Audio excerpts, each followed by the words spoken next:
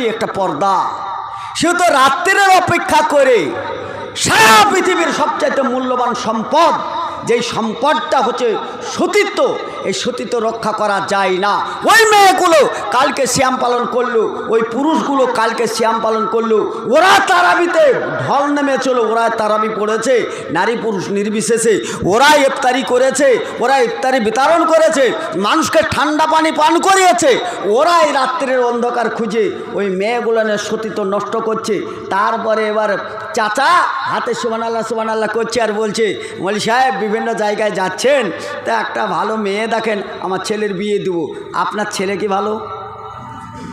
আপনি যে মেয়ে ভালো চাইছেন, ছেলে ভালো? আপনার ছেলে কোথায় গিয়েছে আপনার টের পান? আপনার ছেলে কোথায় আড্ডা মারছে আপনার খবর আছে?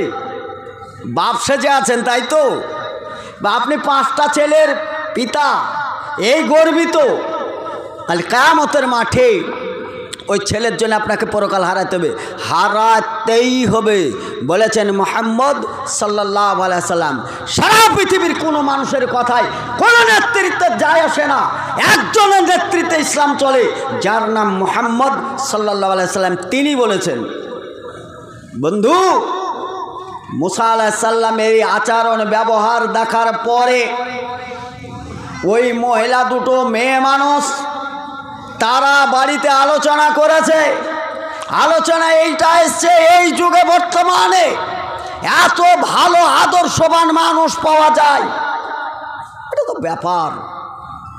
তার আব্বুর সামনে এইসব আলোচনা করছে, মেয়ে দুটোকে কাছে টেনে নিয়ে বাপ বলছে, ছেলেটাকে চিনতে পারবে?